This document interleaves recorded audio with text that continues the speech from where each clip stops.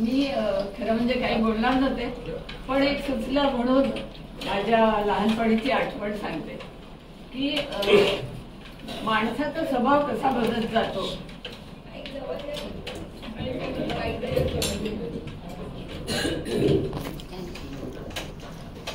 बालवयात कसा काही घटनांचा परिणाम मुलाच्या मनावर होतो आणि मग तो शेवटपर्यंत टिकतो. मोठेपणी सुद्धा तो परिणाम राहतो. हे माझ्या बाबतीत मी सांगते तुम्हाला. आमच्या लहानपणी म्हणजे माझ्या लहानपणी घरात पालक आणि वर्गामध्ये शिक्षक हे हाताचा उपयोग अत्यंत करायचे. खूपच हाताचा उपयोग व्हायचा रोजचा. आणि बहुतेक त्यांच्या हाताला व्यायाम होत असेल त्याने. पण आम्ही मुलं सुद्धा त्यामध्ये त्या तालमीत तयार झालेलं होतं. म्हणजे माझी आई म्हणायची की मार खाऊन खाऊन कोडगे झालेले, असाच तो प्रकार होता. तर प्रत्येक गोष्टीला ना फटके मिळायचे. आमच्या घरात तर रोज संध्याकाळी आज काय काय केलं माझ्या भावाने आणि मी त्यालाही बसायचं, मलाही बसायचं. रोजचा आमचा मार ठरलेला. तर आमच्या शेजारचे अलकाच्या घरामध्ये ना माराचा तास असतो संध्याकाळी. शाळेत शिक्षकाने एकदा माझं गणित चुकलं तर आमच्या शेजारी अधिकारी म्हणून राहत होते. तर त्याला सरांनी विचारलं, गुरुजी आमचे त्यांनी विचारलं, प्रकाश अलकाने गणित चुकवलंय, मारू का रे तिला? तर तो म्हणला नको होत, तिच्या घरातनं माराचा तास असतो रोज संध्याकाळी, खूप मार मिळतो तिला. तर असा हा प्रकार होता. आणि त्यावेळी काय होतं, मुलांवर खूप बंधनं होती. म्हणजे 7च्या आत घरात यायचं वगैरे. मुलींच्या बाबतीत तर ते फारच होतं. आमच्या घरात तर अतिच होतं. 7 बीत नाही, सूर्य मावळायच्या आत घरात आलंच पाहिजे. सूर्य दिसला पाहिजे आणि तू घरात दिसली पाहिजे, असा प्रकार होता. तर त्यामुळे संध्याकाळ झाली की खेळायला गेल्यावर सूर्य क्षितिजाच्या खाली कितपत आलेला आहे, किती आता कधी मावळेल याचा अंदाज घेतच मी खेळायची. पण एकदा काय झालं की असं आम्ही ग्राउंडवर खेळत होतो. नंदुरबारला त्यावेळेला आम्ही राहत होतो. मोठं ग्राउंड होतं शाळेचं, आम्ही खेळत होतो सगळे. खो खोचा खेळ अगदी रंगात आलेला होता. आणि अशा वेळेला माझ्या लक्षात आलं नाही की सूर्य बराच खाली गेलेला आहे. आणि अचानक काहीतरी जाणवलं आणि बघितलं तर सूर्य निम्मा क्षितिजा खाली गेलेला. मी जी सगळं सोडलं आणि धावत सुटले घरी. पाय ठेवला पण सूर्य खाली गेलेला होता ऑलरेडी. ते मला दिसत होतं.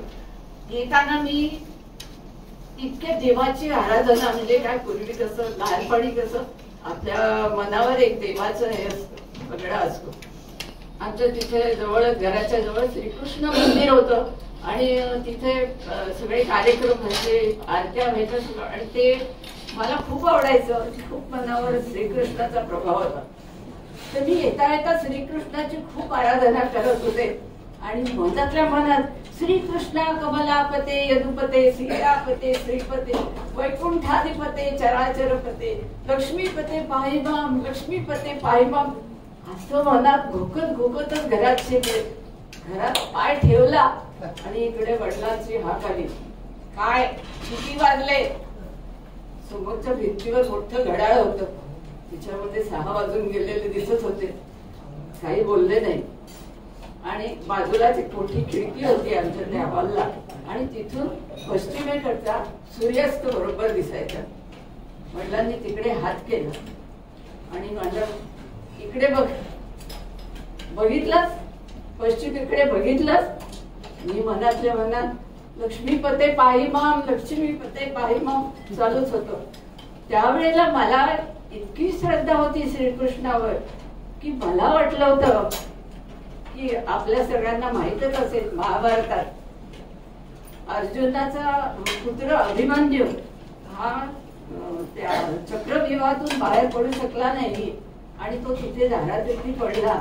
त्यावेळेला त्याच्या शवाच्या जवळ जयद्रथाने त्याचा अपमान केला आणि ते अर्जुनाच्या मनात ठसलेलं होतं आणि त्यांनी पण केला त्यावेळेला की उद्या संध्याकाळी सूर्य मावळण्यापूर्वी मी जयद्रथाचा वध करेन, नाहीतर मी अग्नीत प्रवेश करेन, असा अर्जुनाने पण केला. आणि दुसऱ्या दिवशी फार मोठं युद्ध चाललं होतं. जयद्रथाला माहित होता अर्जुनाचा पराक्रम, म्हणून तो लपून बसला होता सकाळपासून.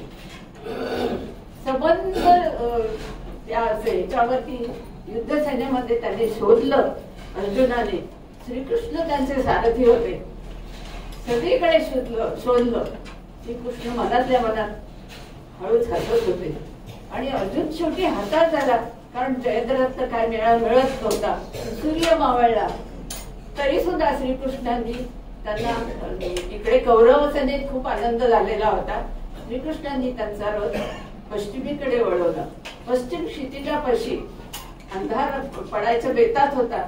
सूर्य मावळलेला. कौरव सेना जी खुश झालेली, इकडे अग्निकुंड पेटलेलं. आणि अशा वेळी जयद्रथ आता आपली सुटका झाली म्हणून बाहेर येऊन उभा राहतो आणि तोच श्रीकृष्ण खाली उतरतात. आपले सुदर्शन चक्र बाजूला करतात आणि त्या पश्चिम क्षितिजावर तेजाने तळपणारं सूर्यबिंब दिसतं. आणि त्यावेळी श्रीकृष्ण म्हणतात, अर्जुना तो सूर्य आणि हा जयद्रथ, कर त्याचा वध.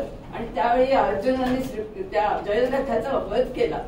आणि माझा त्याच्यावर एवढा विश्वास होता की मला वाटत होतं की आमच्या त्या खिडकीच्या पुढे श्रीकृष्ण सुदर्शन चक्र घेऊन उभे राहतील माझ्यासाठी. आणि माझे वडील ओरडतात, श्रीकृष्ण सुदर्शन चक्र बाजूला करतील आणि सूर्यबिंब दिसेल आणि ते म्हणतील, हे बघा, माझ्या वडिलांना नानासाहेब म्हणायचे त्यावेळेस, नानासाहेब हे बघा, हा तो बघा सूर्य आणि ही अलका तुमची, त्या सूर्याच्या पूर्वी इथे घरात उभी आहे, असं मला वाटत होतं. तरी मी आपलं लक्ष्मीपते पाहिमाम, लक्ष्मीपते पाहिमाम डोळे पाहिमाम तिसऱ्या वेळेला पाहिमाम म्हणायच्या आत खाडकन इतकं कानाखाली बसली. डोक्यामध्ये झिणझिण्या आल्या, डोळ्यासमोर ती चांदण्या चमकल्या. काय होतंय हे कळायच्या वेळेला कळलं. माराचं दुःख झालं नाही, कारण माराची मला सवय झालेली होती, त्याचं काहीही वाटलं नाही. पण अपमान झाला याचं दुःख झालं की श्रीकृष्णाने मला दगा दिला. आता तो देव, मी एक सामान्य माणूस, हे त्यावेळेला मनात नव्हतं. लहानपणी मी असेल 5वी 6वी, त्यावेळेला माझ्या श्रीकृष्णावर एवढी श्रद्धा होती, तर माझ्या मनात असं बसलं की श्रीकृष्णाने मला दगा दिला. मी एवढी त्यांची पूजा करते, कुठेही चुकवत नाही. रात्रीचे सगळे श्लोक म्हणते व्यवस्थित, देवाला शाळेत जाताना नमस्कार करते, रात्री झोपताना करते. आणि यांना एक साधी गोष्ट करवली नाही माझ्यासाठी, माझा हा मार चुकवला नाही. डोक्यामध्ये तेच बसलं माझ्या की श्रीकृष्णांनी मला दगा दिला, देवानी मला काहीही मदत केली नाही. आणि दुसऱ्या दिवशीपासून मी त्या कृष्ण मंदिरात जायचं सोडलं. इतकी ते मनावर हे ठसली होती. आणि मग त्यानंतर मग मोठी होत गेले, सगळ्या आसपास घडणाऱ्या गोष्टी बघत गेले. आणि आपल्यात कसं लहानपणी, आपल्या लहानपणी, माझ्या तरी लहानपणी, की संध्याकाळ झाली, हातपाय धुवा, देवाचे सगळे श्लोक म्हणा, दिवा लावलेला असायचा आहे, देवाविषयी श्रद्धेने सगळे श्लोक म्हणायचे, प्रवचन म्हणा, हे सगळं असायचं. आताची मुलं काय करतात काय माहिती नाही, पण माझ्या मुलींनी पण एवढं काय केलं नाहीये. म्हणून सांगते की त्यावेळेला आम्ही खूप श्रद्धेने देवाची आराधना केलेली होती. पण ते मनावर इतका परिणाम झाला. आणि मग पुढे मोठी होत गेले तसं नेहमी होणारे अपघात, नंतर येणाऱ्या गावठळ, सुनामी, पूर येणारे, याच्यात कित्येक निरपराध जीव विनाकारण आपले जीव गमावून बसायचे. कित्येक माणसं मरायची, लहान मुलं नाही, मोठी माणसं नाही, कित्येकांचे आधार द्यायचे. आणि असं का होतं? जर देव आहे तर त्याला हे कसं बघवतं, तो काच नाही येत. म्हणजे ते माझी भावना वाढत चालली. आणि मग त्यामुळे देवावरचा विश्वास असा नाही, पण कमी झालं माझं ते सगळं. जी श्रद्धा होती ती. म्हणजे तशी मी नास्तिक नाहीये, मी पण नमस्कार करते देवाला, पण मी एक देव म्हणजे एक शक्ती आहे. जोपर्यंत आपण जिवंत आहोत, पृथ्वीवरचे प्राणी मात्र, वृक्ष म्हणजे निसर्ग आहे तो जोपर्यंत आहे तोपर्यंत देव हा आहे, ही शक्ती आहे, हे माझ्या मनात आहे. पण मी कुठल्याही मंदिरात जात नाही, कुठेही गणपती असो किंवा कोणी असो, लाईन मध्ये उभं राहून वाट बघून मग मंदिरात जाऊन हे करायची, पूजा करायची. सगळ्याचा तिटकारा येतो की हे वाहा, फुलं वाहा, हार वाहा, देवीची ओटी भरा. इकडे काय देवीच्या ओट्या फेकून देतात, नारळ फेकून देतात, मागच्या दाराने जातात, परत निघतात, तेच सगळं सामान. हे सगळं बघितलेलं आहे. त्यामुळे मनावरचा त्या पगडा देवाचा कमी होत गेला, इतका कमी होत गेला की मी आता घरात मी पण पूजा करते देवाची, पण कधीही मागणं, देवाकडे काही मागणं वगैरे असं काही होत नाही माझ्याच्याने. काय होईल ते होईल असं होतं.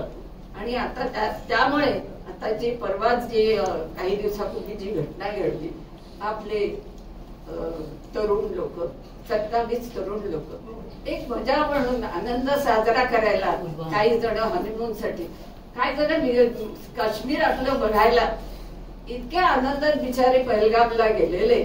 तिथं आपल्या पाकिस्तानच्या अतिरेक्यांनी निर्घृणपणे त्यांची हत्या केली.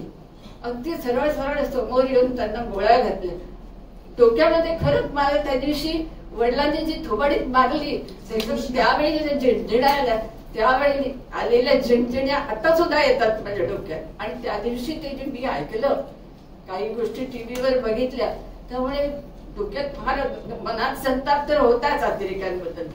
डोक्यामध्ये अगदी सुन्न झालं की हे सगळं काय चाललंय. आपण सगळे देव मानतो, लहानपणापासून महाभारत वाचलेलं, महाभारत सांगितलेलं, अरे परित्राणाय साधूनाम विनाशाय दुष्कृताम धर्मसंस्थापनार्थाय संभवामी युगे युगे, संभवामी युगे युगे, हे अगदी मनावर ठसलेलं. आणि मग तो संभवामी युगे युगे म्हणणारा परमात्मा गेला कुठे? अहो का त्या निष्पाप, त्यांनी काय गुन्हा केला होता म्हणून त्यांना असा मृत्यू दिला? हे 27 जणांना आपल्या यमसदनास पाठवले का म्हणून? अर्थात त्यानंतर मोदीजींनी जी कारवाई केली, आपली सैन्याने जे पराक्रम गाजवला, त्यांचे अतिरेक्यांची घरं उद्ध्वस्त केली, ते जगलेत मेले, घरच्याची मला काही पर्वा नाही. पण त्यांनी जे कृत्य केलं ते का घडलं? देव जर आहे ते त्यांनी का काही केलं नाही?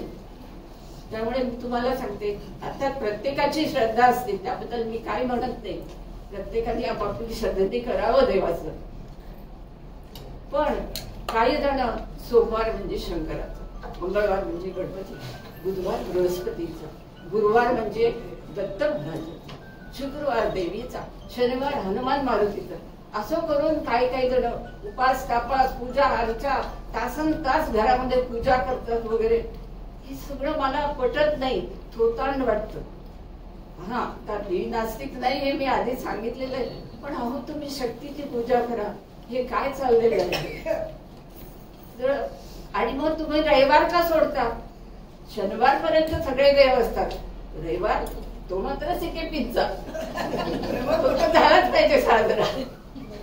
तर मग हे सगळं काय वाटतं मला? हे सगळं वेगळी वाटते श्रद्धा. कुणाला काही बोलायचं नाही मला, प्रत्येकाची आपापली श्रद्धा असते आणि त्यांनी ते आपल्या श्रद्धेने करावं. मी पण देवापुढे हात जोडते. मी फक्त एक देव मानते, तो म्हणजे आकाशातला सूर्य. तो नसता आपण नसतो, तो नसेल तेव्हा आपण पण नसणार.